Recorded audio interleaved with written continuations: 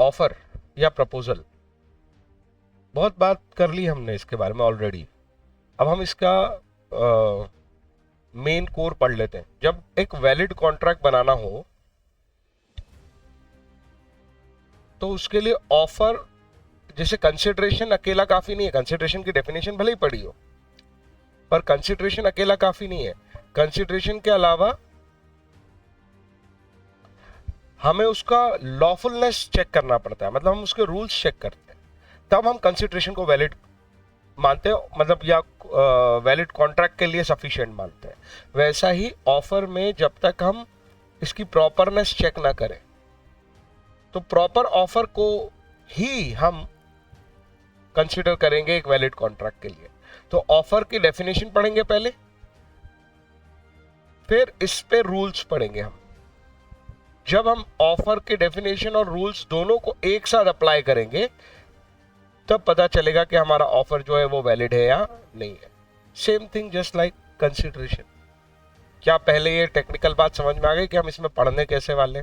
Offer को पहले समझेंगे कि कैसे लिखा है, उसकी डेफिनेशन क्या है, और फिर उसके रूल्स भी पढ़ेंगे। जब रूल्स भी फॉलो हो जाए तो वो वैलिड कॉन्ट्रैक्ट बनाएगा। और जब रूल्स के साथ, जैसे हम बोलते हैं कंसिडरेशन अकेला वर्ड है तो वो सिर्फ डेफिनेशन से समझ में आ जाता है, लेकिन लॉफुल कंसिडरेशन के लिए रूल्स पढ़ने पड़ते हैं। वैसे ही ऑफर डेफिनेशन से समझ में आ जाता है, लेकिन रूल्स पढ़ने के बाद प्रॉपर ऑफर समझ में आता है, और प्रॉपर ऑफर से ही वैलिड कॉन्ट्रैक्ट बनता है। कितनी बात समझ में आई मेरी?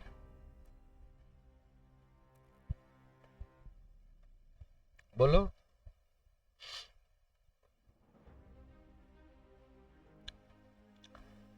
The person making the proposal और ऑफर इज कॉल्ड प्रॉमिसर और ऑफरर।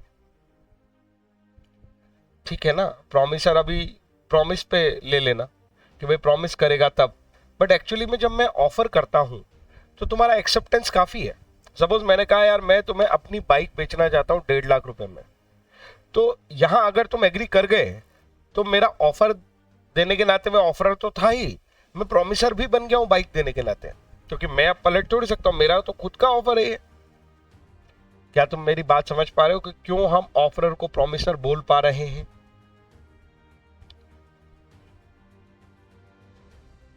अरे बोलो ना। ऑफरर मतलब ऑफर देने वाला, लेकिन क्योंकि आप ऑफर दे रहे हो और सामने वाला अभी एक्सेप्ट कर लेगा तो अभी कॉन्ट्रैक्ट बन जाएगा, तो आपको प्रॉमिसर भी कहा जा सकता है। ये वो व्यक्ति है, the person to whom offer is made, वो तो कहलाएगा प्रॉमिसी या ऑफरी। प्रॉमिसी क्यों नहीं कहला रहा सर, ऑफरी ही क्यों कहला रहा है? क्योंकि भैया अभी उसको ऑफर मिला है, वो प्रॉमिस करेगा या ना करे ये उसके हाथ में है, इसलिए यहां प्रॉमिसी नहीं लिखा है। बड़ी इंटरेस्टिंग बात है, हाँ या ना? ऑफरर के साथ प्रॉमिसर लिखा है, ऑफरी के साथ प्रॉमिसी नहीं लिखा है। क्योंकि ऑफर कर रहे हो तो प्रॉमिस तो कर ही रहे हो, पर जिसको ऑफर किया जा रहा है वो ऑफरी तो है, क्योंकि ऑफर किया जा रहा है, लेकिन वो अभी प्रॉमिस करेगा या नहीं करेगा we don't know. Sir promisor promisee तो बन ही सकता है ना, प्रॉमिस तो उसी को किया जा रहा है ना। प्रॉमिसी बनने के लिए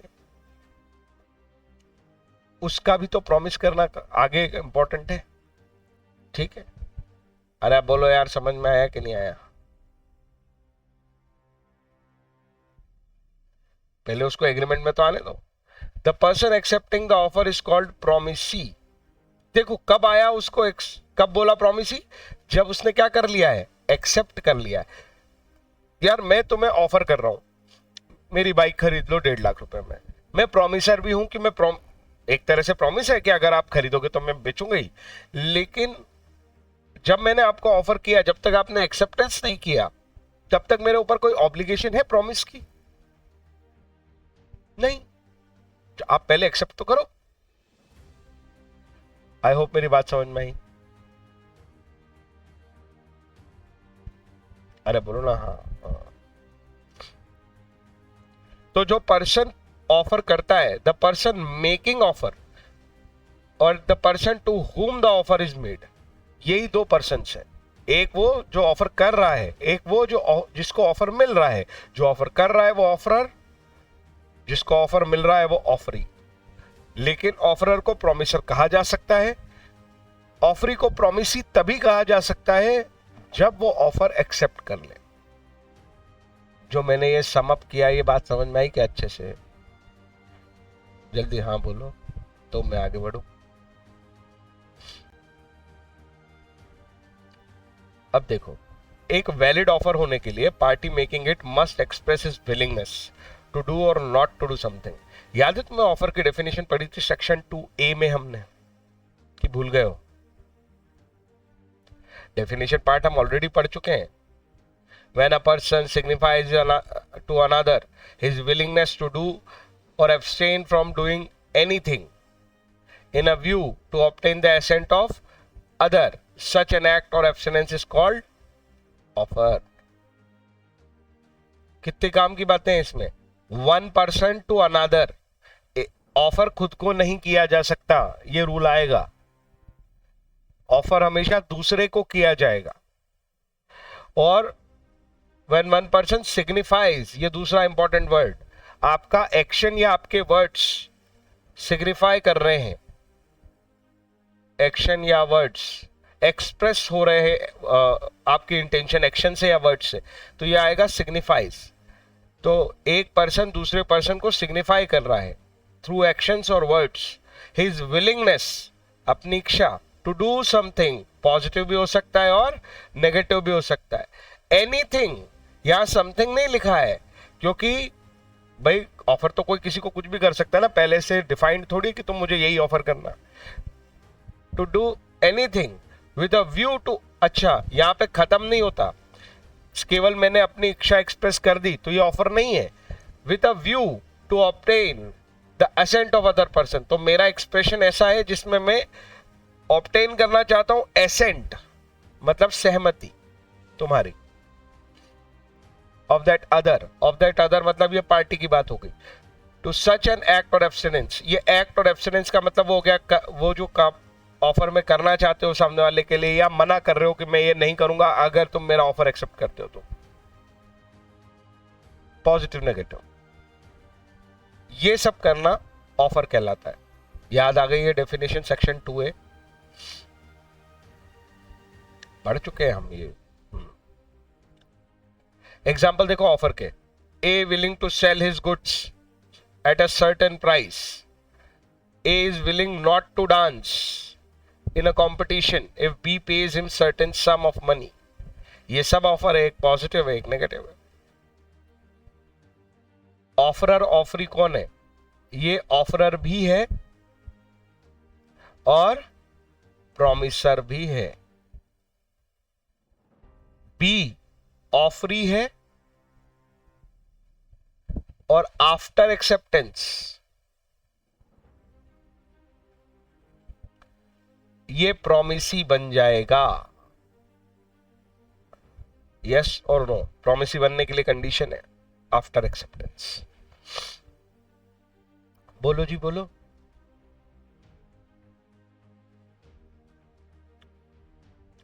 willingness must be expressed with a view to obtain the assent of other party, definition से ही उठा के लाए, to whom the offer is made। तुम्हें याद हो कंसिडरेशन की भी डेफिनेशन के बाद जब हमने उसके रूल्स पढ़े थे तो उसमें शुरुआत के कुछ रूल्स तो डेफिनेशन बेस्ड ही थे, जैसे कि ऑफर मस्ट कंसिडरेशन में था कि consideration must move at the desire of the promisor, consideration can be paid by promisee और एनी अदर पर्सन। ये सब वहीं से निकले थे, ये रूल भी वहीं से निकल रहे हैं। willingness must be expressed with a view to obtain the assent of other party to whom the offer is made। ये to whom the offer is made भी लिखना बहुत जरूरी है। सपोज करो, इस कहानी पे समझाता हूं। मैंने ऑफर दिया, मैं बाइक बेचना चाहता हूं, आर्यन को से बात कर रहा हूं मैं आर्यन को बाइक बेचना चाहता हूं 1.5 लाख के, आर्यन को बता रहा हूं मैं। लक्ष्य ने कहीं साइड में सुन लिया, आर्यन तो आया नहीं, अगले दिन लक्ष्य आ गया 1.5 लाख रुपए लेके, सर आपकी बाइक दे दो। मैं मना कर रहा हूं कि नहीं मैं बाइक नहीं दूंगा। बोले सर आपने ऑफर दिया है, मैंने एक्सेप्ट किया है, आप 1.5 लाख में अपनी बाइक बेचना चाहते हो, ये लो 1.5 लाख रुपए, हमारा कॉन्ट्रैक्ट बन गया, मैं एक्सेप्टेंस कर रहा हूं। तो आप तो ऑफर देते से प्रॉमिसर हो गए थे, मैं प्रॉमिसी हो गया था, कंसिडरेशन वगैरह सब इन्वॉल्व है, एग्रीमेंट हो गया। तो मैं उससे क्या कहूंगा, मैंने तुम्हें ऑफर नहीं दिया, मैंने आर्यन को ऑफर दिया। लेकिन अगर इसी कहानी में थोड़ा सा चेंज करके मैं न्यूज़पेपर में ऑफर देता, जनरल ऑफर, कोई भी एक्सेप्ट कर ले, ऐसा मेरी तरफ से ओपन है, तो फिर लक्ष्य की बात सही होती और मुझे उसे बाइक देनी पड़ती, वो एग्रीमेंट हो गया था, इन्फोर्सेबल बाय कॉन्ट्रैक्ट। क्या मेरी बात समझ में आ गई, हाँ या ना? तो ये to whom the offer is made, वो ही express, the willingness must be express to obtain the assent. हमें असेंट उसी की चाहिए जिसे ऑफर किया गया है, हमें असेंट उसी की चाहिए जिसको ऑफर किया गया है। कोई और आके असेंट देगा तो नहीं चलेगा। हाँ, ओपन ऑफर है, जनरल ऑफर है, हम ऑफर सबको एक साथ दे रहे हैं तो कोई भी असेंट दे सकता है। लेकिन स्पेसिफिक ऑफर है, ये टाइप ऑफ ऑफर में पढ़ाऊंगा, स्पेसिफिक ऑफर है, आर्यन को ही किया गया है तो एसेंट आर्यन की चाहिए। मेरे हिसाब से समझ में आ गया है, ठीक है ना? अब देखो एक कहानी, यहां वर्ड यूज हुआ है ए टेल्स बी, कहीं भी ऑफर की टोन नहीं आई, टेल्स मतलब बताया मैंने, तो ए ने बताया बी को that he desire to marry by the end of 22, वो ये बता रहा है कि यार 2022 के अंत तक उसको शादी करनी है। It does not constitute an offer of marriage by A to B. अरे कहीं भी लग रहा है तुम्हें ए बी से कह रहा है कि मेरा ऑफर है कि तुम मुझसे शादी कर लो? कहीं भी ऐसा लग रहा है कि वो इंटेंशन है कि बी की एसेंट चाहिए? A tells B he desire to marry, वो तो कह भी नहीं रहा कि मुझे बी से शादी करनी, वो तो कह रहा है, बस बता रहा है बी को कि डिजायर है मेरा कि मैं शादी कर लूं। तो केवल विलिंगनेस दिखाना, डिजायर तो दिखा रहा है कि शादी करना है, पर बी से एसेंट मिल जाए ऐसा कुछ भी लैंग्वेज में लग रहा हो तुम्हें तो बताओ।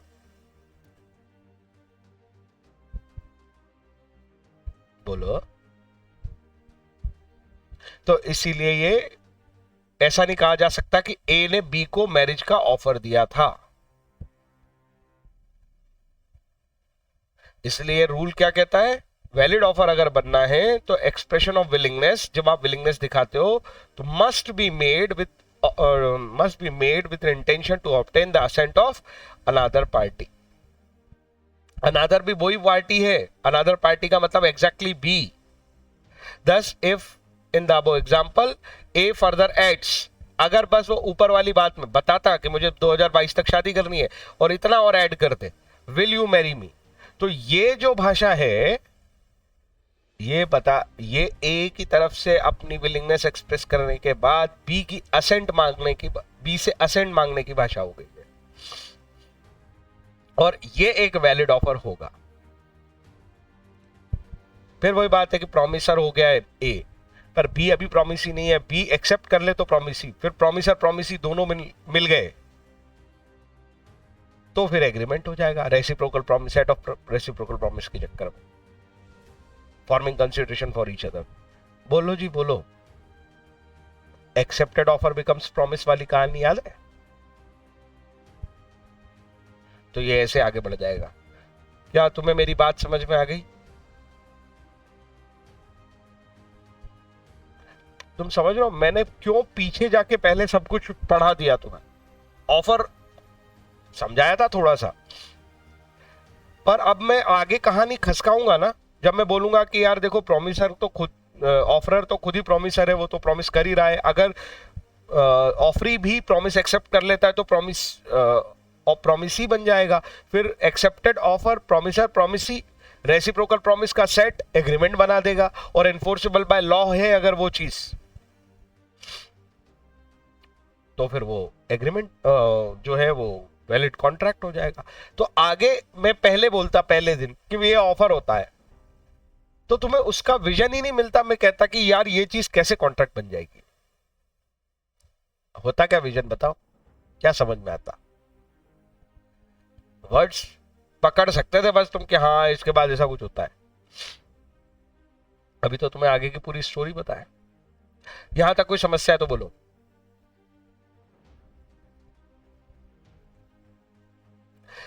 ये बात भी हम डेफिनेशन से ही उठा के लाए हैं, offer can be positive as well as negative, yes और नो? बोलो जी बोलो।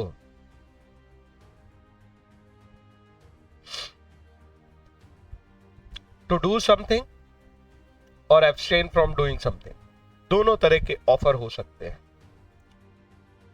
और लॉ की नजरों में पॉजिटिव और नेगेटिव होना कोई अलग अलग बात नहीं है। मतलब अभी ऊपर हमने एग्जांपल पढ़ा था ना कि मैं डांस कंपटीशन में शामिल नहीं होऊंगा अगर तुम मुझे पैसे दे देते हो, तो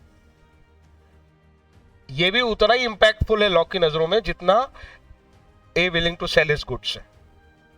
कोई आपका कुछ करना या आपका अपने आप को कुछ करने से रोकने का ऑफर देना कि मैं ये काम कर सकता हूं पर मैं नहीं करूंगा, मैं कंपटीशन में हिस्सा ले सकता हूं पर मैं नहीं लूंगा, ये भी उतना ही वैलिड है जितना एक पॉजिटिव ऑफर वैलिड होता है। तो लॉ की नजरों में ये कोई भेदभाव नहीं है। यहां पे एग्जांपल दिए, A offer to sell his car, to do something वाला एग्जांपल है ये कि मैं अपनी कार बेच दूंगा, ये टू डू समथिंग है। For 3 lakh is an act of doing. So in this case, A is making an offer to B. When A asks B after his car meets an accident with B's scooter not to go court, दोनों की टक्कर हो गई है और वो B से कह रहा है भैया कोर्ट मत जा, मैं तेरे रिपेयर चार्जेस दे देता हूं। तो कोर्ट ना जाने का ऑफर दे रहे हैं हम कि भैया तू कोर्ट मत जा, कोर्ट ना जाने का ऑफर दे रहे हैं। ये एब्सटेन फ्रॉम डूइंग समथिंग हुई। कोई डाउट? ये भी वैलिड ऑफर है, कॉन्ट्रैक्ट नहीं बोलेंगे अभी, पहले उसको एक्सेप्ट करने दो, दोनों को प्रॉमिस ही बनने दो, रेसिप्रोकल प्रॉमिस का सेट तैयार होने दो, कंसिडरेशन आने दो, कंसेंट को फ्री होने दो, एग्रीमेंट बनने दो, valid intention to create legal relation बनने दो, तब जाके बनेगा वैलिड कॉन्ट्रैक्ट। पर शुरुआत यहां हो गई है, यहां से पिक्चर मूवी स्टार्ट होगी कि भैया ए ने ऑफर दिया बी को। कोई डाउट? रूल्स में कोई समस्या? बहुत इजी है ना, आगे का इजी ही लगेगा अब तुम्हें। एक्सप्रेस ऑफर, इम्प्लाइड ऑफर, ये कल भी हमने इम्प्लाइड का मतलब पढ़ा था, इम्प्लीकेशन मतलब बिना वर्ड्स के साइलेंटली आप कुछ कर रहे हो जिसमें ऑफर दिख रहा है तो वो इम्प्लाइड ऑफर हो जाएगा। अगर ओरल या रिटर्न वर्ड्स यूज करोगे तो एक्सप्रेस ऑफर हो जाएगा। जनरल, ओपन फॉर ऑल, जो मैंने अभी एग्जांपल दिया था वो जनरल ऑफर है। Specific, to a particular person, group.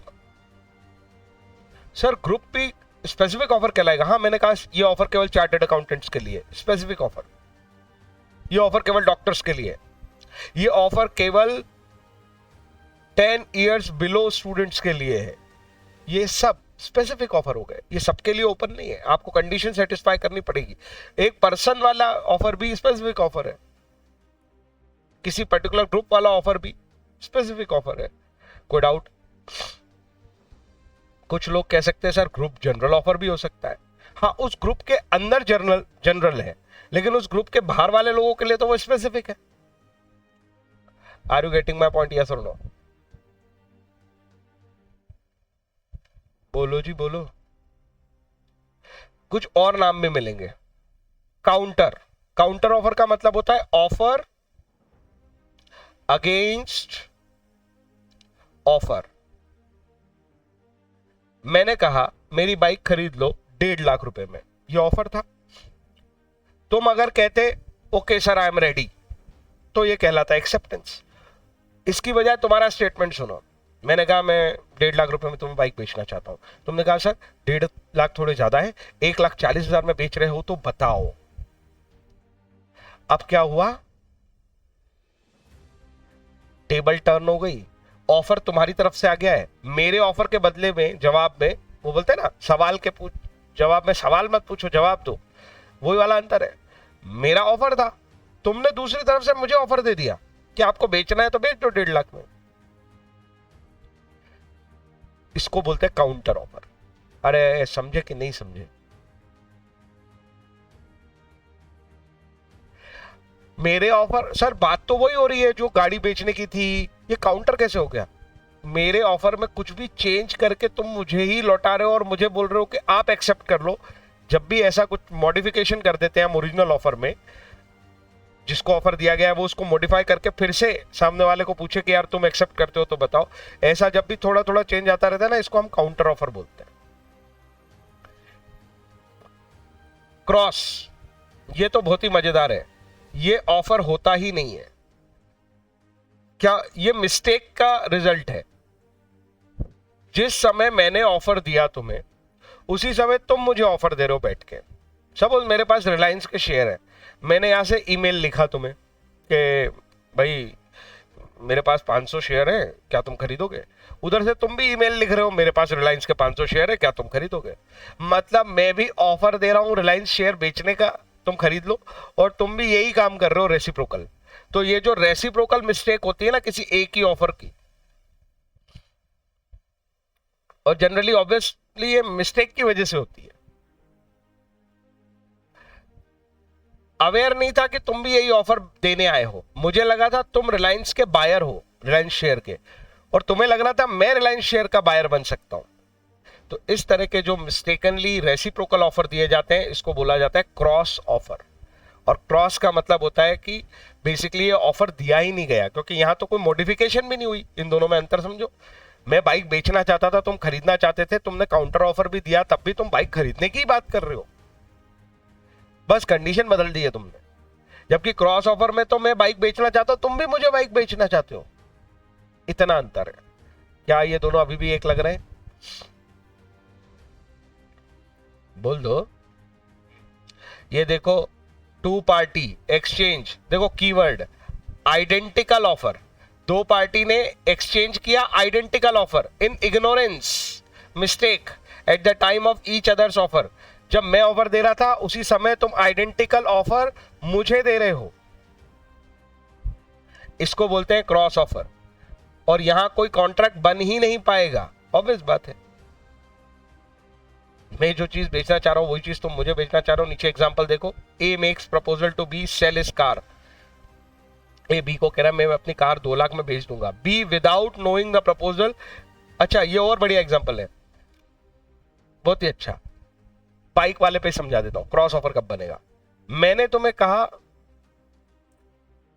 या मेल किया, चिट्ठी लिखी, मेरी बाइक खरीद लो 1.5 लाख रुपए में, मेरी तरफ से ऑफर जा रहा था, उधर से तुम भी इंटरेस्टेड होकर बोल रहे हो सर आपकी बाइक बेचोगे क्या? कितने में? 1.5 लाख में। Exact same, identical. इग्नोरेंस में काम चल रहा है, आपको समझ ही नहीं आ रहा, मैं खुद ऑफर कर रहा हूं या आपको पता नहीं चल रहा। तो इस तरह के ऑफर को बोलते हैं क्रॉस ऑफर। यहां कोई बाइंडिंग कॉन्ट्रैक्ट नहीं बनेगा क्योंकि अभी किसी ने एक्सेप्टेंस किया ही नहीं है। क्रॉस ऑफर को एक्सेप्टेंस समझने की गलती ना करे, साफ लिखा है।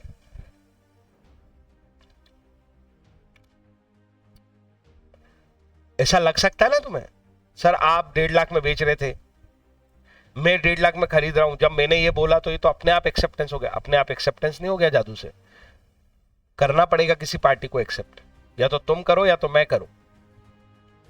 ये केवल दोनों तरफ से क्रॉस प्रपोजल है। When two person make offer to each other, it cannot be treated as mutual acceptance।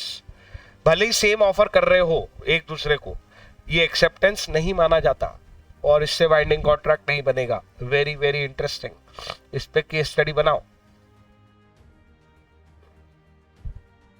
अरे कुछ समझ में आया क्या?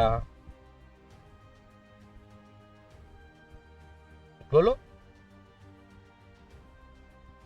काउंटर तो बहुत इजी था, मैंने कहा था ऑफर मैंने दिया तुम्हें, तुम हो ऑफरी, ऑफरी ने कुछ क्वालिफिकेशन डाल दी। क्वालिफिकेशन वर्ड का मतलब होता है कुछ चेंजेस कर दिए या कंडीशन लगा दी। जैसे मैंने कहा था 1.5 लाख में खरीद लो मेरी बाइक, तुम कह रहे हो नहीं सर 1.5 लाख में नहीं खरीदेंगे, 1.40 में खरीदेंगे, तो इसको बोलते हैं क्वालिफिकेशन। मैंने कहा था तुम्हें यार 1.5 लाख में बाइक खरीद लो, कैश में खरीदना पड़ेगी, तुम कह रहे हो सर 1.5 लाख में खरीदने को रेडी हूं पर कैश नहीं दूंगा, 1 महीने चलाऊंगा, जमेगी तो ले लूंगा नहीं तो फिर रहने दूंगा, या तुम कह रहे हो उधार पे दे दो। मतलब जो भी मैंने बोला उसके अंदर तुमने कोई चेंजेस कर दिए, कोई मॉडिफिकेशन कर दिए, इसको लीगल भाषा में क्वालिफाइड बोला जाता है, कंडीशन अप्लाई। तो offeree offers to qualified acceptance. अब ये वर्ड समझना, मैं अभी सिखा देता हूं। Absolute acceptance versus qualified acceptance. जिस व्यक्ति को ऑफर किया जाता है with intention to obtain his assent, वो एक्सेप्टेंस देता है। तो एक्सेप्टेंस दो तरह की मिल सकती है। अगर एब्सोल्यूट एक्सेप्टेंस है तो ही हम उसे एक्सेप्टेंस मानते हैं, लेकिन अगर क्वालिफाइड एक्सेप्टेंस मिली है तो हम उसे काउंटर ऑफर बोल देते हैं। और एक्चुअली अभी एक्सेप्टेंस हुई ही नहीं, एक्चुअल उसने एक्सेप्टेंस पलट दी है, अब आपको करना है एक्सेप्ट। उसने उल्टा ऑफर दे दिया है। क्या तुम्हें मेरी बात समझ में आई? बोलो जी बोलो। एब्सोल्यूट एक्सेप्टेंस ही वैलिड एक्सेप्टेंस है। क्वालिफाइड एक्सेप्टेंस, क्वालिफाइड का मतलब आपने मॉडिफाई कर दी है टर्म्स ऑफ कॉन्ट्रैक्ट। जो ओरिजिनल थी ना उसमें आपने मॉडिफिकेशन कर दिया है, कुछ बदलाव कर दिया है। तो जो ओरिजिनल ऑफर था उसको आपने थोड़ा बहुत मॉडिफाई करके सामने वाले को ऑफर दे। तो क्वालिफाइड एक्सेप्टेंस को देखो, ये जनरल इंग्लिश लिखी है, कंडीशनल एक्सेप्टेंस भी बोलते हैं। आप कंडीशन लगा रहे हो एक्सेप्ट करने में। एक्सेप्टेंस हमेशा एब्सोल्यूट होगा तो ही वैलिड होगा। अगर आपने अपने एक्सेप्टेंस में कंडीशन लगाई तो बेसिकली आपने एक्सेप्टेंस दिया ही नहीं, आपने काउंटर ऑफर दे दिया। अब सामने वाले पे डिपेंड करता है कि वो एक्सेप्ट करे ना करे। मेरे एग्जांपल में 1.5 लाख रुपए में बाइक खरीदोगे क्या, ऐसा मेरा ऑफर था। तुमने कहा सर 140 में खरीदेंगे। अब ये एक्सेप्ट करूं या ना करूं, या मेरी मर्जी है। तुम्हारा ये कहना कि मैं बाइक खरीदूंगा लेकिन 140 में, ये एक्सेप्टेंस नहीं है। एब्सोल्यूट तब होता जब आप कहते ओके सर 150 में, जो आप सारी टर्म एंड कंडीशन कह रहे हो as it is term and condition पे मैं बाइक खरीदने को रेडी हूं, तब वो एब्सोल्यूट एक्सेप्टेंस होता, वो वैलिड एक्सेप्टेंस है। तब बात आगे बढ़ती प्रॉमिस। जैसे तुम एक्सेप्टेंस देते प्रॉमिस ही हो जाते। बोलो जी बोलो। ये वर्ड समझ में आ रहे हैं ना, कैसे बढ़ रही है बात आगे। A offers to sell his plot. अपन बाइक की बातें कर रहे थे, यहाँ प्लॉट की बात हो रही है। ए एक प्लॉट बेचना चाहता है बी को और उसने ऑफर दिया। ए ऑफरर है और प्रॉमिसर भी है अभी से। ऐसे टाइमिंग समझ में आना चाहिए, तब बढ़िया से केस लिखोगे। ऑफरर भी है, प्रॉमिसर भी है। बी फिलहाल अभी ऑफरी है, प्रॉमिसी नहीं है। आप समझ रहे हो मैं क्यों इतना पीछे पड़ा हूं उस वर्ड के। अगर ये अभी प्रॉमिसी होता तो गेम ओवर हो गई थी, तो कॉन्ट्रैक्ट पे चला गया था ऑफर देते से। वो अभी ऑफरी है, प्रॉमिसी नहीं है। जब तक वो एब्सोल्यूट एक्सेप्टेंस नहीं देता तभी उसकी वैलिड एक्सेप्टेंस होगी। यहां से लिखा है B agrees to buy it for 8 lakh. वो तो कह रहा था 10 लाख जब ऑफर दिया था उसने, ओरिजिनल है ना। एक का ये जो पुराना वाला ऑफर है ना 10 लाख वाला, ये ओरिजिनल है। उसने क्या कर दिया, इसमें कंडीशन अटैच कर दी, ये इसको मॉडिफाई कर दिया। इसी को हम बोल रहे हैं ये क्वालिफिकेशन डाल दी, ये क्वालिफाइड हो गया 8 लाख रुपए। It amounts to counter offer. तो ये एक्सेप्टेंस हुआ ही नहीं। एक्सेप्टेंस हुआ ही नहीं तो बी प्रॉमिसी बना ही नहीं। प्रॉमिसी नहीं बना तो प्रॉमिसर प्रॉमिसी प्रॉमिस आया ही नहीं, वो सेटअप बना ही नहीं रेसिप्रोकल प्रॉमिस का। बात आगे ले ही मत जाओ कि उसमें कंसेंट ढूंढे, कंसिडरेशन ढूंढे। अरे प्रॉमिस ही नहीं हुए अभी तो। वो सब इंग्रेडिएंट डालोगे तब एग्रीमेंट पे पहुंचोगे। बोलो जी बोलो, समझ में आया या नहीं?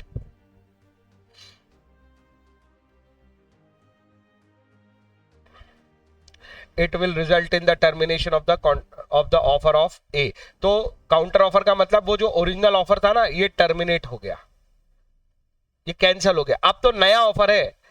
ए चाहे तो एक्सेप्ट कर ले, बी ने ऑफर दे रखा है 8 लाख में प्लॉट खरीद लूंगा। ऑफर के बदले ऑफर, सवाल के बदले सवाल, जवाब नहीं दे रहा कोई। It will result in termination of the offer if later on B agrees to buy plot for 10 lakh. अब देखो सुनो मेरी बात, ये मजेदार बात है, इसका केस बना देता हूं मैं। मैंने तुम्हें कहा मेरी गाड़ी खरीद लो 1.5 लाख रुपए में, तुमने कहा कि सर नहीं 140 में खरीदूंगा। मैंने कहा यार ठीक है मैं बताऊंगा, मतलब मैंने एक्सेप्टेंस नहीं दी तुम्हारी 140 वाली बात को। मैं किसी और को बाइक बेचने के लिए ढूंढने लगा, सपोज मैंने बाइक बेच भी दी, थोड़े दिन बाद तुम आए 1.5 लाख रुपए लेके और बोले सर लाओ आपकी बाइक दे दो। मैंने कहा यार वो बाइक तो मैंने बेच दी, या मेरा मूड नहीं है बेचने का। तुमने कहा नहीं सर आपने ऑफर दिया था, आप तो ऑलरेडी प्रॉमिसर थे, मैं अब एक्सेप्टेंस कर रहा हूं, आज से मैं बन गया प्रॉमिसी, अब हम प्रॉमिसी हो गए और ये बन जाएगा एग्रीमेंट और फिर ये एनफोर्सेबल बाय लॉ है, फिर मैं आपको कोर्ट ले जाऊंगा, देख लो आपने लॉ पढ़ाया था। मैंने कहा भाई पढ़ाया तो था, पर ठीक है, जब एक्सेप्टेंस तेरा काउंटर ऑफर तूने दिया, जब मेरे ऑफर को तुमने 1.5 लाख में एक्सेप्ट नहीं किया और 1.40 बोल दिया, तो वहीं तूने काउंटर ऑफर दे दिया। और काउंटर ऑफर देने की वजह से अब तू अगर 1.5 लाख पे भी एग्री कर रहा है तो बेसिकली वो उसी दिन टर्मिनेट हो गया था मेरा ऑफर। ये वर्ड मैं समझाऊंगा तेरे को कि उसी दिन मेरा ऑफर टर्मिनेट हो गया था, उसका इफेक्ट खत्म। अब तू जब 1.5 लाख लेके आया ना, बेसिकली तू आज मुझे ऑफर दे रहा है और मैं एक्सेप्ट नहीं कर रहा। Are you getting my point, yes और नो? कंसेप्चुअली बात समझ में आ गई क्या तुमने?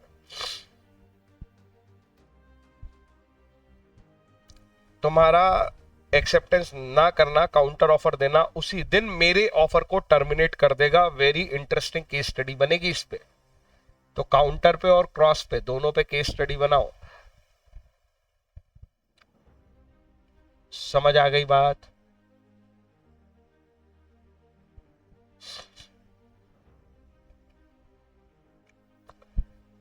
कुछ ऑफर जो होते हैं जब हम देते हैं वो कैसे होते हैं? मैंने आज ऑफर दिया 30 डेज के लिए। जनरली कंपनियां जैसे शेयर इशू करने के लिए अपना ऑफर लेके आती, पता है ना, उस ऑफर को बोलते थे प्रोस्पेक्टस, कि भूल गए? शेयर इशू करने के लिए इशू होता है प्रोस्पेक्टस। वो एक ऑफर ही तो होता है पब्लिक को, और वो एक कंटिन्यूइंग ऑफर होता है। जैसे 30 दिन के लिए खुला है, जिसको शेयर के लिए अप्लाई करना है कर दो। तो ये जो 30 डेज का पीरियड मिला है ना एक्सेप्ट करने के लिए, इसको बोलते हैं कंटिन्यूइंग ऑफर।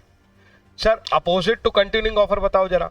मैं कह रहा हूं तुमसे, अभी मैं बाइक बेचना चाहता हूं, 1.5 लाख रुपए में खरीदना है, तो अभी बोलो हाँ या ना, अभी बोलो हाँ या ना।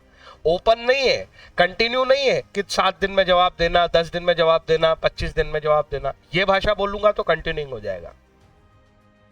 तो वो ऑफर जो ओपन रह जाता है एक्सेप्ट करने के लिए, किस चीज के लिए? एक्सेप्ट करने के लिए, over a period of time, बस 7 दिन, 10 दिन, इवन 1 दिन, 24 घंटा, वो भी क्या कहलाएगा? Continuing offer. The offer remains open for acceptance over a period of time. ये वर्ड लिखना आना चाहिए बस, बहुत इजी सा होता है। इंटरेस्टिंग बस 2 ही थे ये, काउंटर और क्रॉस। दोनों में, काउंटर में भी ऑफर ही टर्मिनेट हो गया था और क्रॉस में तो वो भी खेल खत्म हो गया था, वहां पे भी एक्सेप्टेंस नहीं मानी गई। दोनों में ही एक्सेप्टेंस नहीं हुई, फिर भी दोनों अलग है, इंपैक्ट एक ही दे रहे हैं। कॉन्ट्रैक्ट में आगे नहीं बढ़ने दे रहे, ऑफर से एक्सेप्टेंस कोई भी नहीं मान रहा है, पर दोनों बातें अलग है। बोलो बोलो, क्या तुम्हें मेरी बात अच्छे से समझ में आई है ये क्रॉस और काउंटर की?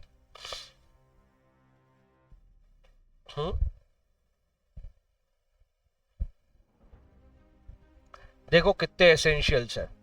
अभी तो एसेंशियल्स की ऊपर ऊपर की बातें करी अपन ने, ऑफर के एसेंशियल्स ही 10 हैं। 10 एसेंशियल्स हैं ऑफर के। कल पढ़ेंगे आराम से, कोई जल्दी नहीं करना है। बट 2 केस स्टडी बढ़ा दी मैंने तुम्हारी आज, इतना रिवाइज कर लो। क्रॉस और काउंटर पे क्वेश्चन बना के केस स्टडी कर लो, बाकी कल फिर पढ़ेंगे, एक बार और दिमाग में रिवाइज हो जाएगा। कुछ पूछना चाहते हो तो